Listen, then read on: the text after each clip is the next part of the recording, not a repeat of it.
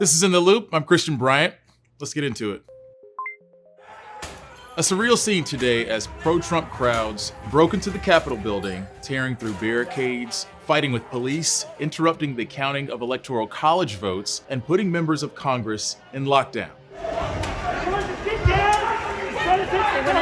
This all came after President Trump himself rallied those supporters to storm the Capitol and demand Congress to overturn the results of the presidential election. We will never give up. We will never concede. It doesn't happen. You don't concede when there's theft involved. Our country has had enough. We will not take it anymore, and that's what this is all about. Tear gas was deployed and shots were fired within the Capitol building as pro-Trump crowds tried to push into Senate chambers and eventually were arrested or pushed out by Capitol Police and SWAT teams. Authorities found at least one explosive device on Capitol grounds and safely detonated it. This was all a last-ditch effort from Trump supporters who believe there was election fraud, a claim that has been debunked and shot down by courts dozens of times now.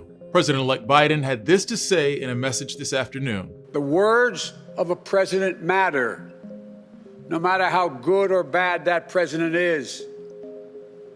At their best, the words of a president can inspire. At their worst, they can incite.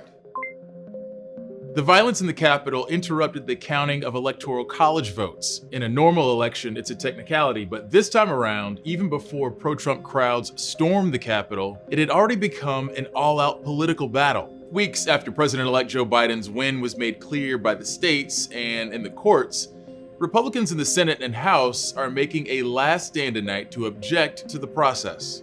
I rise today to object to a number of states that did not follow the constitutional requirement for selecting electors. The proof is in the counting curves, the curves that cannot occur except with odds so rare and unlikely that winning the Mega Millions lottery is more probable.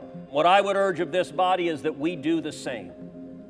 That we appoint an electoral commission to conduct a 10-day emergency audit, consider the evidence, and resolve the claims. Usually it takes about half an hour for Congress to certify the Electoral College votes in a joint session. Usually. Today it started at 1 p.m. Eastern, and especially with the chaos at the Capitol, there's no telling when it'll end.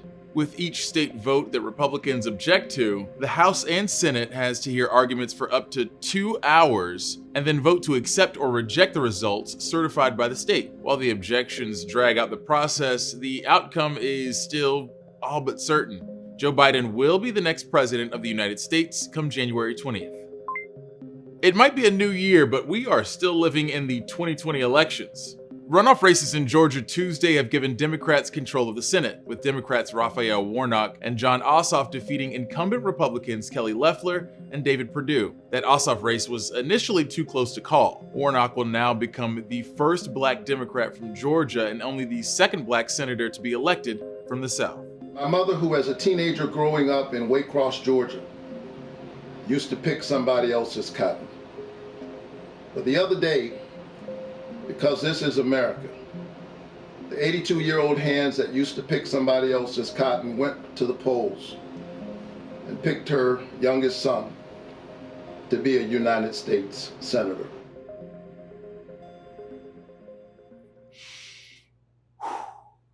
Okay, that was a lot. I'm gonna go cartoonishly breathe into a paper bag for a few moments, and then we'll get right back to it.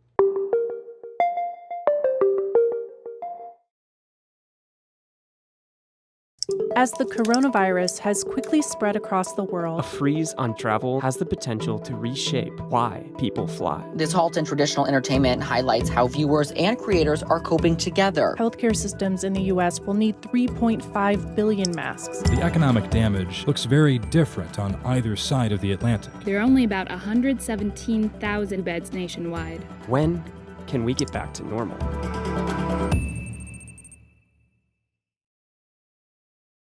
There's 3 American girls competing for the top 2 Olympic spots. I could go into this and come out with nothing.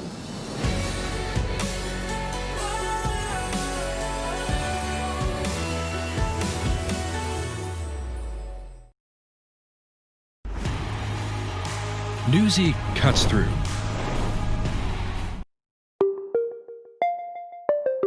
There's a process to distributing COVID vaccines. The CDC calls it phased allocations, and by now, you probably know that healthcare and frontline workers and people over a certain age are at the top of that list. But this rollout hasn't been smooth. The majority of vaccines being distributed haven't actually gone into arms, and in some places, it's been a mad dash to inoculate people because of technical issues. Newsy's Lindsay Thies tells us more.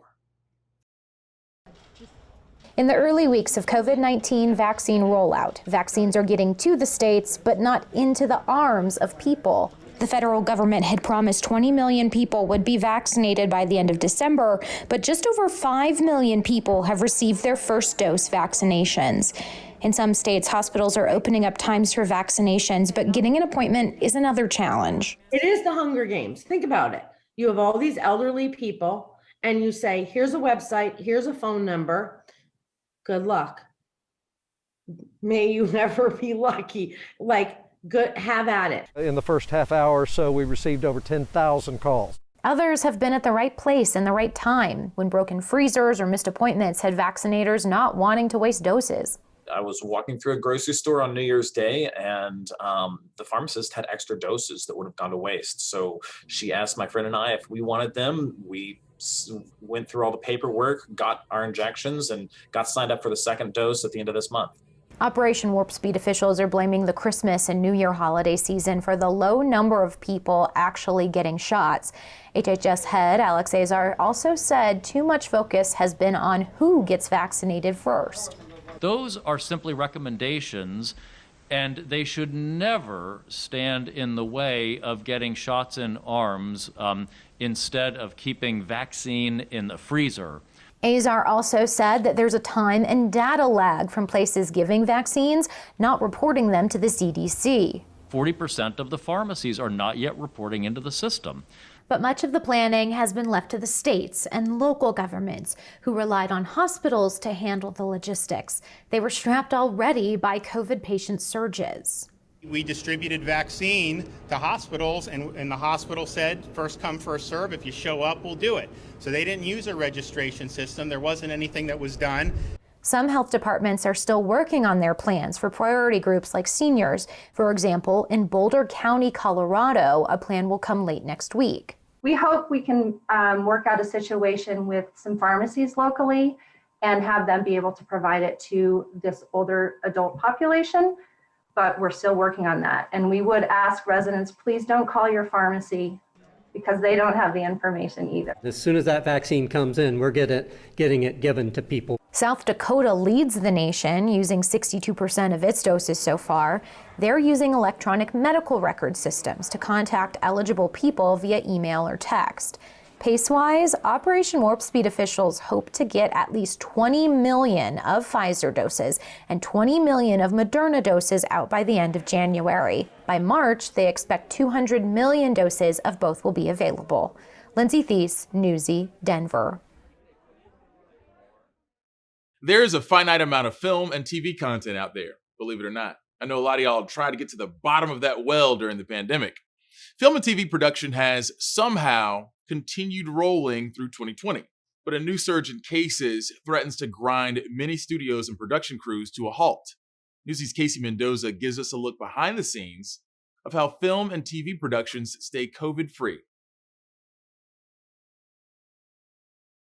With a surge of COVID cases in California, an outbreak at a Hollywood studio, and one A-lister's leaked outburst about social distancing, the TV and film industries seem to be struggling to adapt to the challenges of the continuing pandemic. Some people, after working 10 hours, you don't want to keep a mask on your face, and you're trying to build a set. You don't want to be breathing with something over your face or over your eyes when you're trying to record. So it's a challenge, but definitely, people are definitely willing to, make the changes. Demery Danielson is a nurse and COVID compliance officer for film and TV sets in New Mexico. Her position didn't exist until this summer, but now it's a mandatory part of live action productions all over the country. We're going into their world. We're shaking everything up and making it a whole different, something totally different for them. It can be anything from like a small production from, 7 to 10 people all the way up to 5, 6, 7, 800 people. Danielson's duties include training workers on health guidelines, overseeing testing, establishing a zone system, enforcing social distancing, and even stopping productions in the event of a breach. The COVID compliance officer is somebody that has a very strong and diverse background, maybe not specific to only healthcare. Johannes Camueno founded VIP Star Network in 2018 to provide healthcare services to live-action productions. When the pandemic hit, it was an easy pivot to include coronavirus compliance measures, but not every company has that same level of experience. So they can understand the relationship building that goes into working with the cast, working with the crew, from construction to catering. Last fall, a SAG-AFTRA executive told the Los Angeles Times that a medical background was preferable, but not an absolute requirement. That lack of standardization is a concern for many in the industry. This issue was highlighted back in December when an outburst from actor Tom Cruise was leaked by The Sun. We are not shutting this movie down! You understand the responsibility that you have. That same month, Variety reported that one CBS Studios lot, where shows like Mythic Quest, Why Women Kill, and Call Your Mother had an outbreak of 41 cases. I want to say it's just Tom Cruise. I think, we see that across all productions. Everybody from what we've been involved in is concerned with people following protocols and procedures. To have the weight on your shoulders, if somebody were to be sick, hospitalized, or even, worst case, pass away, that's a horrible thing to carry on your shoulders. So I can see the passion behind wanting to make sure that people stay safe. Casey Mendoza, Newsy, Chicago. On the other side of all this, with the TV and film industry, are people like me who are sitting at home saying, stay safe, folks, but keep the shows coming.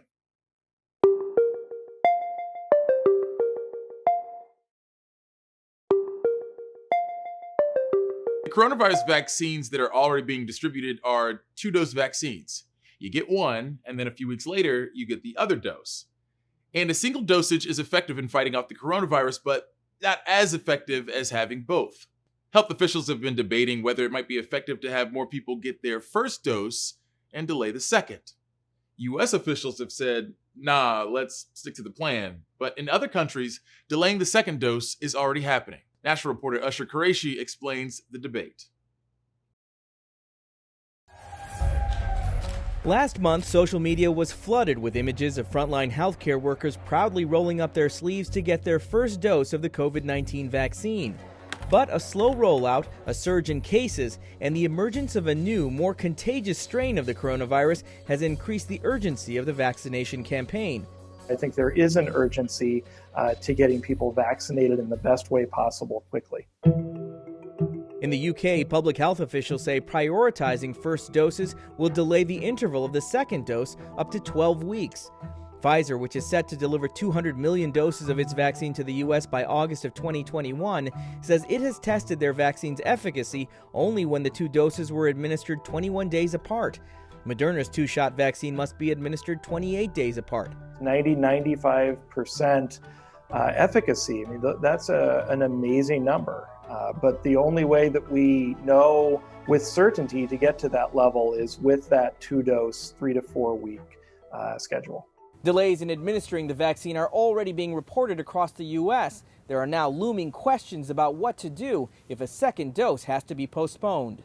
It could seem premature to begin discussing some of these contingency plans, but I think it's an appropriate time to at least begin having the discussion. As of Monday morning, of the 15.4 million doses distributed, only 4.6 million people got their first dose. Right now, our problem isn't so much having the right number of doses, it's getting those doses into the arms of people. In recent days, some health experts have suggested delaying the second dose could actually be a strategy to inoculate more people. In a Washington Post op-ed this weekend, doctors Robert Wachter and Ashish Jha write, giving 100 million people, particularly those at high risk, a single shot that is 80 to 90% effective will save far more lives than giving 50 million people two shots that are 95% effective. There's also some discussion about whether you could stay on the two-shot schedule but give a half dose, inject half the volume, and achieve somewhat of a similar response.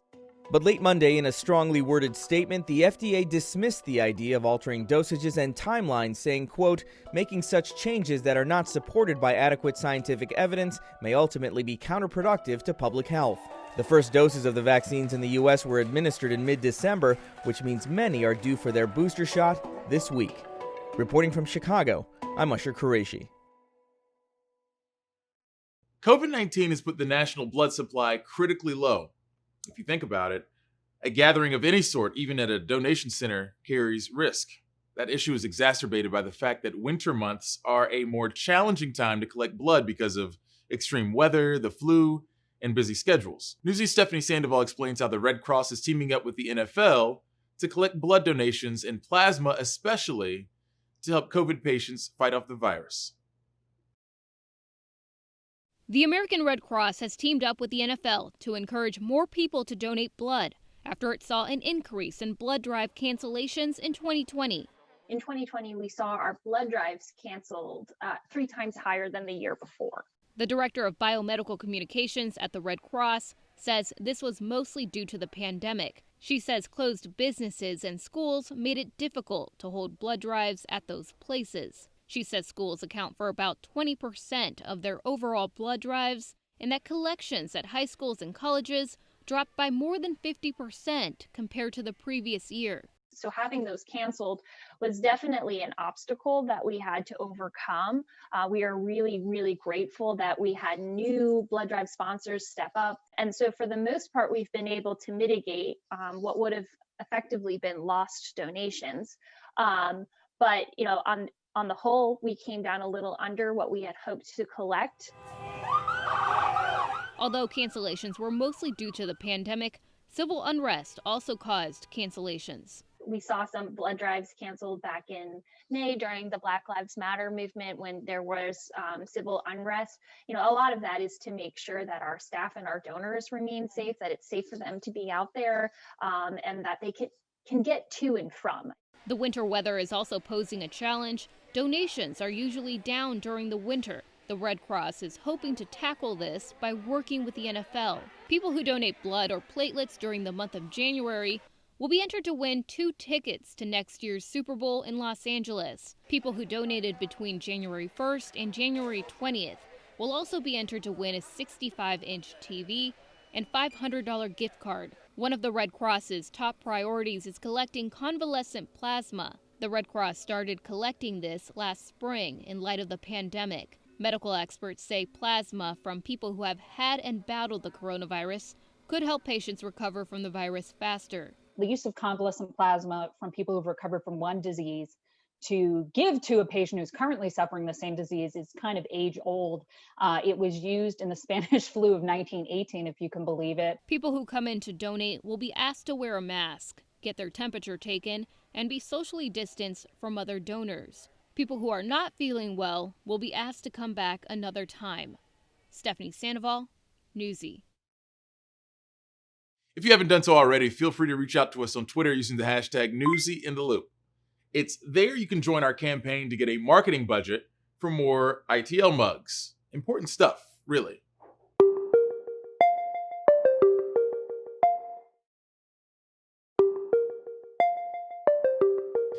You know that meme of Bart Simpson with an "at least you tried" cake?